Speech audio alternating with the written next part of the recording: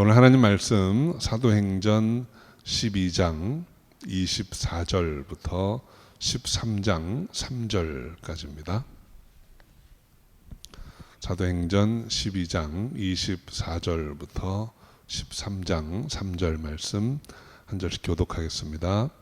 하나님의 말씀은 흥왕하여 더하더라. 바나바와 사울이 부조회를 마치고 마가라 하는 요한을 데리고 예루살렘에서 돌아오니라.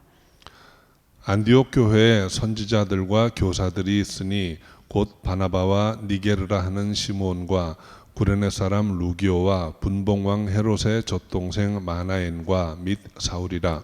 주를 섬겨 금식할 때에 성령이 가라사대 내가 불러 시키는 일을 위하여 바나바 사울을 따로 세우라 하시니. 함께 읽습니다. 이에 금식하며 기도하고 두 사람에게 안수하여 보내니라. 아멘. 기도하겠습니다. 주님 감사합니다. 오늘 복되고 아름다운 주님의 날에 전에 부르셔서 예배드릴 수 있게 하심을 감사합니다. 신령과 진정으로 예배드릴 때 우리의 중심을 보시고 축복하여 주시옵소서. 감사하옵고 예수님의 이름으로 기도합니다. 아멘. 자, 오늘 본문 말씀은 하나님의 말씀은 흥왕하여 더하더라 하는 말로 시작이 됩니다. 이 성경 원문에 보면 여기에 이 문장 앞에 접속사가 하나 있습니다. 그러나 라는 말이 있습니다. 그러나 하나님의 말씀은 흥왕하여 더하더라. 앞에 문맥을 보면 사도행전의 앞부분에는 교회와 그리스도의 복음에 대한 세상의 압박 그리고 도전이 있었던 것을 알 수 있습니다. 8장 1절에 보면 스데반이 죽임을 당하던 날에 예루살렘에 있는 교회에 큰 핍박이 나서 사도 외에는 다 유대와 사마리아로 흩어졌다 그랬습니다. 또 12장 1절에도 보면 그때 헤롯 왕이 손을 들어 교회 중 몇 사람을 해하려 하였는데 야고보를 칼로 죽였고 베드로도 옥에 가두고 죽이려고 했습니다. 그런데 하나님이 초자연적인 섭리로 그를 풀어내 주셨던 것입니다. 그러나라는 접속사를 쓴 것은 그럼에도 불구하고 교회를 핍박하고 지도자를 죽이고 그리스도의 복음을 전하지 못하게 한다 할지라도 하나님의 말씀은 흥왕하여 더하더라는 말입니다. 하나님의 말씀이 흥왕하여 더했다 그랬습니다. 두 가지 의미인데 하나님의 말씀이 흥왕했습니다. 흥왕하다라는 말은 퍼져나가다, 성장하다 그런 뜻입니다. 하나님의 말씀이 눌린다고 해서 눌러지는 것도 아니고 막는다고 해서 막히는 것도 아니라는 것입니다. 핍박이 있었지만 하나님의 말씀은 더 널리 퍼져나갔다라는 것입니다. 참 복음은 우리 영혼을 살리기 때문에 살아난 영혼은 말을 하고 스스로 증거하게 되어 있습니다. 복음이 전해지는 곳마다 사람들이 살아나고 살아난 사람들이 그 말씀을 계속 전했다는 것이죠. 이것이 복음이 흥왕하였다라는 말의 의미입니다. 두 번째로 하나님의 말씀이 더하니라 그랬습니다. 더하다 하는 말이 그 원어의 사전적인 의미를 보면 멀티플라이 했다는 거예요. 몇 배로 늘어났다는 거예요. 말씀이 몇 배로 늘어났다는 말이 무엇일까요? 말씀은 사람들을 통해서 전해집니다. 그러니까 그 말씀을 듣고 믿는 사람들이 몇 배로 늘어났다는 거예요. 교회 역사를 보면 교회가 참 교회답게 건강하게 성장하던 때는 이 교회가 핍박을 받을 때였습니다. 기독교는 근본적으로 핍박과 거절 위에 세워진 신앙이에요. 여러분 예수님이 땅에 오셨을 때 세상이 예수님을 어떻게 맞이했습니까? 환영했습니까? 왕으로 모셨습니까? 잘 섬겼습니까? 아닙니다. 예수님이 땅에 오셨을 때 세상은 그를 거절했습니다. 그리고 그를 십자가에 못 박아 죽였습니다. 그로부터 십자가의 신앙이 시작된 것입니다. 예수님만 그랬던 것이 아니고 사도들은 이 십자가의 복음을 전하다가 다 순교했습니다. 그 예수님께 직접 배웠던 사도들은 다 십자가의 복음을 전하다가 순교했습니다. 이 사도들의 제자들이었던 속사도들도 마찬가지입니다. 그들도 2세기, 3세기에 교회에 아주 거센 핍박이 올 때 이 복음을 지키고 복음을 전하다가 다 생명을 주님 앞에 드렸습니다. 믿는 성도들은 그 엄청난 핍박과 고난을 이기면서 믿음을 지켜냈습니다. 이것이 히브리서 11장에 나오는 믿음의 선진들의 모습이었습니다. 어떤 이들은 짐승의 밥이 되고 어떤 이들은 불에 태워지고 하면서도 복음을 잘 지켜냈던 것이죠. 그런데 로마 제국이 기독교를 공인하고 나아가서 국교로 삼게 되고 나서부터는 교회의 영성은 추락했습니다. 교회가 제국의 권력의 한 자락을 같이 붙들고 특권을 누리면서 우리가 역사에서 보아서 알듯이 기독교는 암흑의 천년 시대로 들어갔습니다.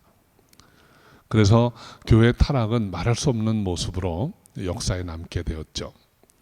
마침내 종교 개혁이 일어나가지고 정말 처음 교회 모습으로 돌아가자 했을 때에도 다시 엄청난 핍박이 시작이 되었습니다. 그러다가 교회가 또 안정이 되고 어느 정도 지도적인 위치에 올라오게 되면서 교회가 다시 어려움을 겪게 되고 내면이 붕괴되었던 것을 보게 됩니다. 오늘 본문에서 한 가지 기억할 것은 교회의 핍박과 고난이 와도 하나님의 말씀은 흥왕하였다, 더하였다라는 것입니다. 이것은 우리 개인적으로도 마찬가지입니다. 여러분, 때로는 우리에게 고난이 유익이 될 수 있습니다. 우리가 어려움을 겪을 때 우리는 하나님께 더 가까이 나아갑니다. 여러분, 어려움이 있을 때면 우리가 하나님을 찾습니다. 하나님 앞에 간절한 마음이 됩니다. 또 기도합니다. 그런데 반대로 모든 일이 평안할 때는 꼭 그렇게 해야 되나 하는 마음이 들게 돼 있어요.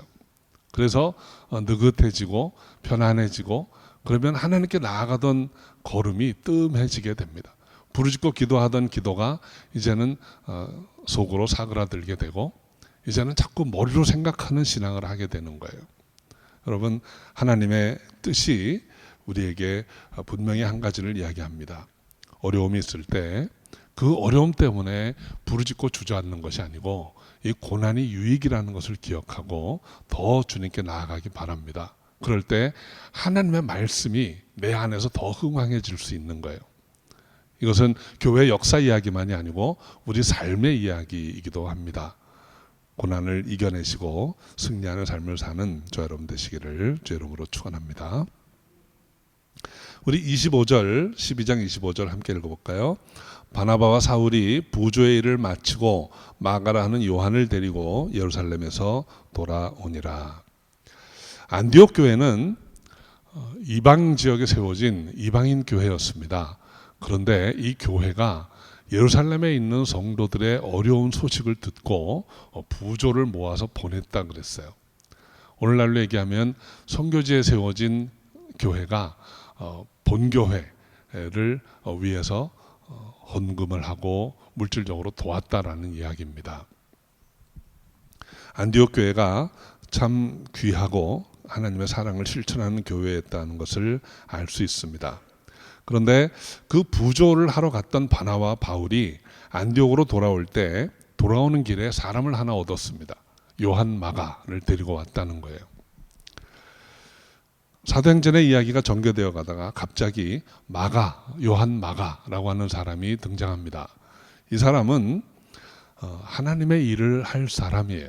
근데 하나님께서 하나님의 일꾼 하나를 추가했습니다. 신약 성경에 나오는 인물 중에 이 마가는 대단히 중요한 인물 중에 하나입니다.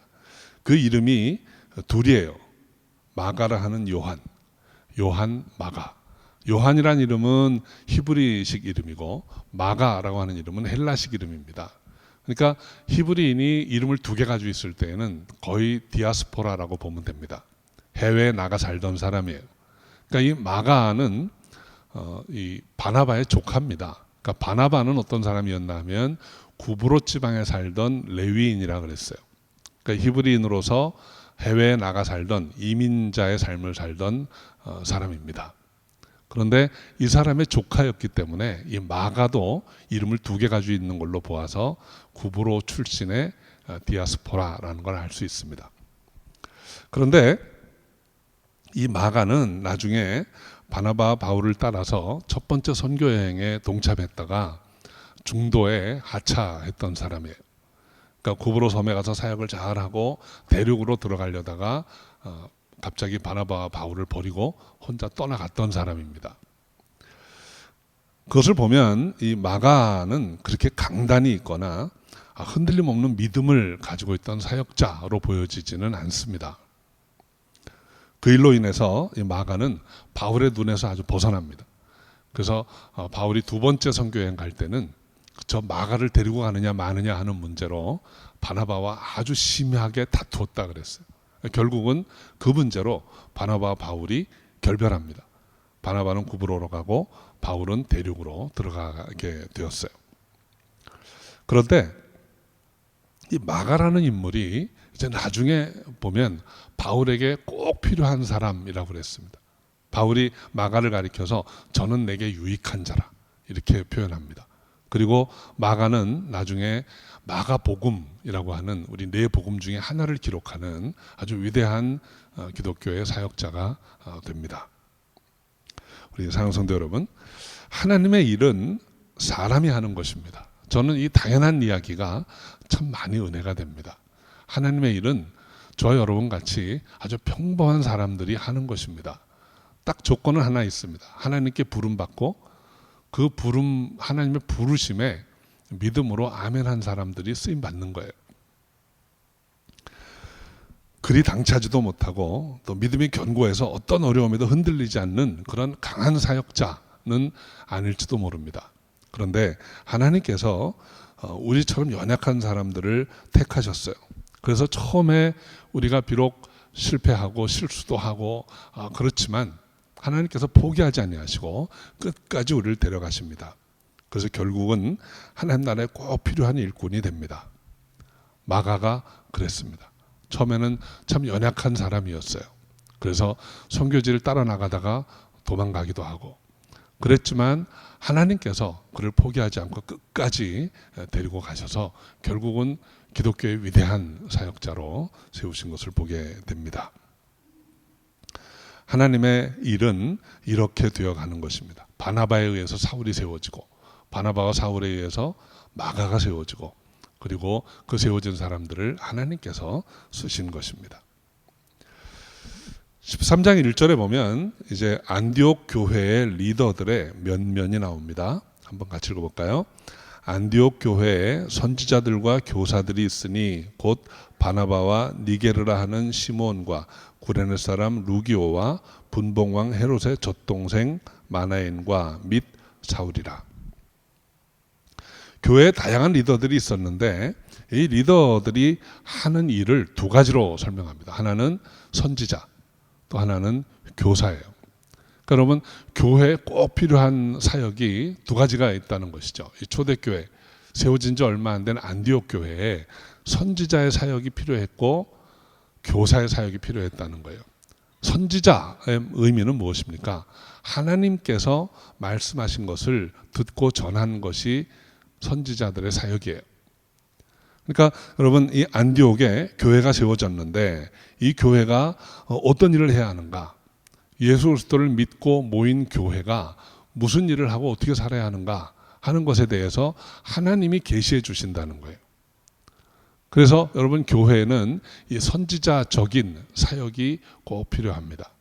두 번째로 이 예수 믿고 구원받아서 모인 교회가 어떻게 살아야 하나 하는 것을 가르쳐 주는 것이 교사들이에요.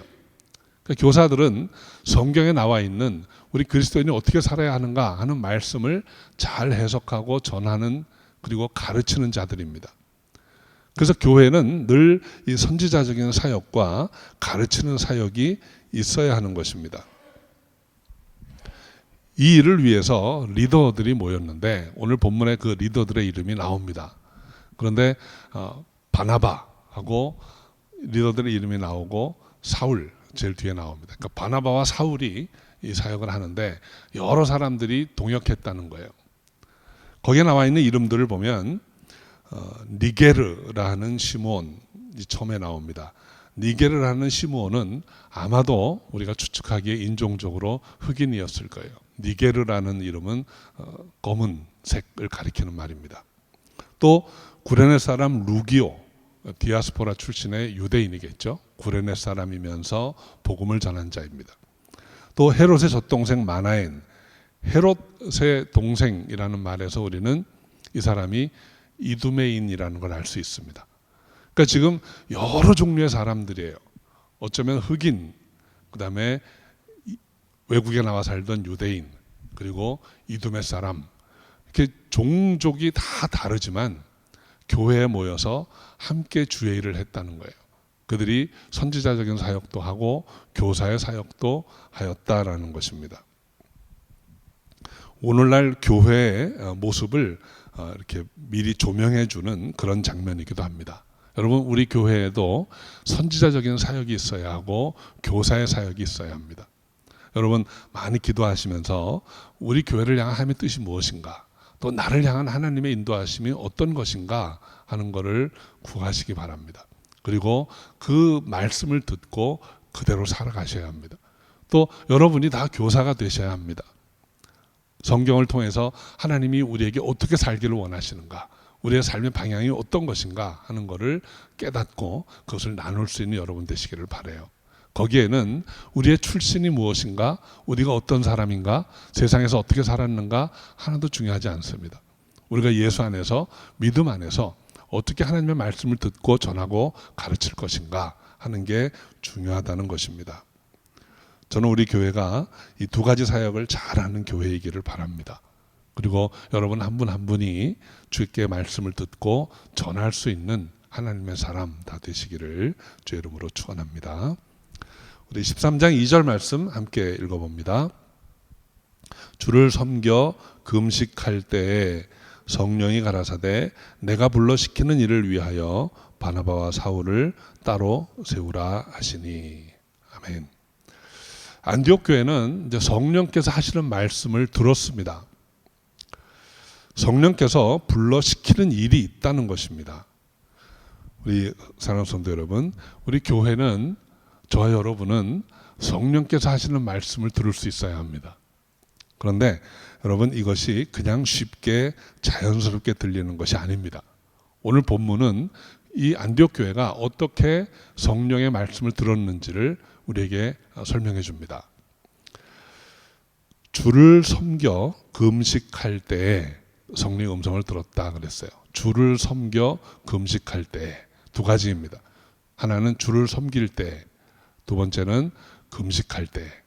여기서 주를 섬기다라는 말은 그 헬라어 원어의 의미를 보면 예배드리다라는 말이에요. 그러니까 예배 중에 성령의 음성을 들었다는 것입니다. 여러분, 우리 하나님의 사람들에게 정말 중요한 것은 예배입니다. 구약 성경에 히브리인들이 처음 신앙 공동체로 모이게 된 것은 예배 공동체였어요. 모세가 바로에게 가서 우리 하나님 여호와께서 내 백성을 광야로 이끌어내라고 하신다. 그러니까 바로가 왜 그러느냐라고 물으니까 광야로 사흘길쯤 나가서 우리 여호와 하나님께 제사 드리려 하노라 그랬어요. 그러니까 처음에 히브리인들을 광야로 출애굽시키려고 했던 이유가 하나님께 제사 드리려고 하는 것, 하나님께 예배 드리려고 하는 것이었다라는 것입니다. 그렇게 세워진 공동체입니다. 그래서 광야 40년을 가는 동안 그들은 성막을 중심으로 예배 드리면서 나아갔습니다. 광야 생활을 끝나고 약속의 땅에 들어가서 그들은 성전을 중심으로 예배 드리면서 살아갔습니다. 그들이 하나님께 불충해가지고 나라가 망했습니다. 그래서 바벨론의 포로로 잡혀갔을 때에도 어쨌든 그들은 회당을 세우고 회당 중심으로 예배 드렸습니다. 하나님의 백성은 예배 드리는 공동체예요. 신약시대도 마찬가지입니다. 여러분, 신약시대에 오순절에 성령이 임하고 그들이 말씀을 듣고 회개해서 세례를 받고 하나님의 교회가 되었습니다. 그 교회의 첫 번째 모습이 사도행전 2장 42절에 나오는데, 사도의 가르침을 받아 떡을 떼며 그랬어요. 떡을 떼다라는 말은 성찬입니다. 그러니까 그들은 모일 때마다 말씀을 듣고 예배 드렸다는 거예요. 예수님께서도 그 전에 이미 말씀하셨습니다. 요한복음 4장에 보면 하나님께 예배하는 자는 신령과 진정으로 예배할지니 그리고 하나님께서 이렇게 예배하는 자들을 찾으시느니라. 하나님은 예배하는 자를 찾으신다 그랬어요. 그러니까 예배 드릴 때 우리는 하나님을 만나게 되고 하나님을 만나면 하나님의 음성을 듣게 되는 것입니다. 그러니까 우리가 신령과 진정으로 예배 드릴 때 우리는 우리를 향하신 하나님의 뜻을 알게 된다는 거예요. 성령의 음성을 듣게 되는 것입니다. 예배 중에 하나님의 말씀을 듣기 원합니다. 예배 중에 하나님의 음성을 듣고 성령의 인도하심을 따를 수 있는 저 여러분 되시기를 주의 이름으로 축원합니다. 두 번째는 금식할 때예요. 주께 예배 드릴 때 우리 성령의 음성을 듣습니다. 또 금식할 때 하나님의 음성을 들을 수 있다는 거예요. 여러분, 금식이 무엇입니까? 금식은 우리 몸에 음식을 공급하지 않는 것입니다. 여러분, 금식하면 어떻게 됩니까? 결국은 죽습니다. 음식을 안 먹으면 죽습니다. 경우에 따라 다르겠죠. 좀 오래 버티는 사람도 있겠고 못 버티는 사람도 있겠지만 결국 금식하면 죽습니다. 그런데 우리가 왜 금식을 할까요? 첫째는 죽기로 작정하는 마음입니다. 사람들도 하나님을 모르는 사람들도 뭔가 결사적으로 구해서 얻을 것이 있으면 금식합니다. 말은 단식이라고 하죠. 단식 투쟁합니다. 여러분, 우리가 아이들에게 가르쳐주지도 않았는데 애들이 정말 자기가 원하는 게 있고 뜻대로 안 될 때 어떡합니까? 안 먹어요. 나 안 먹어. 그러고 밥상을 멀리하고 돌아섭니다. 그러면 우리 부모님들이 어떻게 하십니까? 그래, 그러면 먹지 말아라 하고 굶게 놔둡니까? 안 그렇습니다. 쟤들이 정말 급한 게 있나 보다. 정말 절박한 게 있나 보다. 그리고 그 말을 들어줍니다. 근데 우리 하나님은 우리 믿는 자들이 금식하면서 그 앞에 엎드릴 때 정말 절박한 게 무엇인가 하고 우리에게 그분의 말씀을 주시는 거예요. 그러니까 정말 여러분 하나님의 음성을 듣고 나 하나님의 인도하심을 따르기 원할 때 우리 금식할 때가 있는 것입니다. 두 번째로 금식하는 것은 온 힘을 다 쏟겠다는 결단입니다. 다른 것에 아무 것에도 내 주의를 빼앗기지 않고 오직 주님께만 집중하겠습니다 하는 거예요. 심지어 음식을 소화시키는 힘조차도 다 멈추고 오직 주님만 바라보겠습니다 하는 것이 금식의 또 하나의 의미입니다. 그렇게 간절하게 집중하고 기도할 때 하나님께서 응답하신다는 거예요. 여러분, 안디옥 교회는 심각한 교회입니다. 안디옥 교회는 핍박을 피해서 이방으로 올라온 사람들이 세운 교회예요. 거기에서 믿지 않는 이방인들에게 복음을 전해서 모여든 곳입니다. 그들의 마음은 절박했을 거예요. 하나님, 우리가 왜 여기에 모여서 신앙생활을 하게 하는지, 하나님의 뜻이 어디에 있는지 우리에게 말씀하소서. 그리고 전심으로 예배하고 금식하면서 그 뜻을 구했습니다. 그때 하나님께서 음성을 들려주셨다는 거예요. 2절에 보면 주를 섬겨 금식할 때 성령이 가라사대 내가 불러시키는 일을 위하여 바나바와 사울을 따로 세우라. 안디옥 교회는 주를 섬겨 금식할 때, 예배드리며 금식할 때 성령의 음성을 들었습니다. 그게 무엇이었습니까? 바나바와 사울을 따로 세우라 하는 거예요. 이제 이 말씀을 듣고 이들이 어떻게 반응했는지 우리 13장 3절 말씀 한번 같이 읽어볼까요? 이에 금식하며 기도하고 두 사람에게 안수하여 보내니라. 이에 그 음성을 듣고 처음 한 일이 다시 금식하면서 기도한 거예요. 바나바와 사울을 따로 세우라. 이 말씀이 도대체 뭘까? 여러분, 바나바와 사울은 안디옥 교회를 교회답게 만든 지도자들입니다. 안디옥에 교회가 세워졌다는 말씀을 듣고 예루살렘에서 바나바를 파송했어요. 바나바는 믿음이 좋고 착한 사람이라고 했습니다. 그가 말씀을 가르칠 때 교회가 세워졌습니다. 또 바나바가 사울을 데리고 와서 둘이 같이 가르칠 때 비로소 안디옥에 있던 제자들이 그리스도인이라고 불리우기 시작했다 그랬습니다. 그러니까 안디옥 교회가 정말 교회다워지고 아름답게 성장하게 된 것은 이 두 사람 때문이에요. 그런데 지금 성령께서 바나바와 사울을 따로 세우라 하시는 거죠. 그러니까 이 안디옥 교회 지도자들이 도대체 이게 무슨 의미일까 그래서 이번에는 그 의미를 알기 위해서 다시 금식하면서 기도했다는 거예요. 그리고 이들이 답을 얻었습니다. 답을 얻었다는 걸 어떻게 알 수 있습니까? 그들이 순종하고 행한 일을 보면 알 수 있습니다. 그들이 무엇을 했습니까?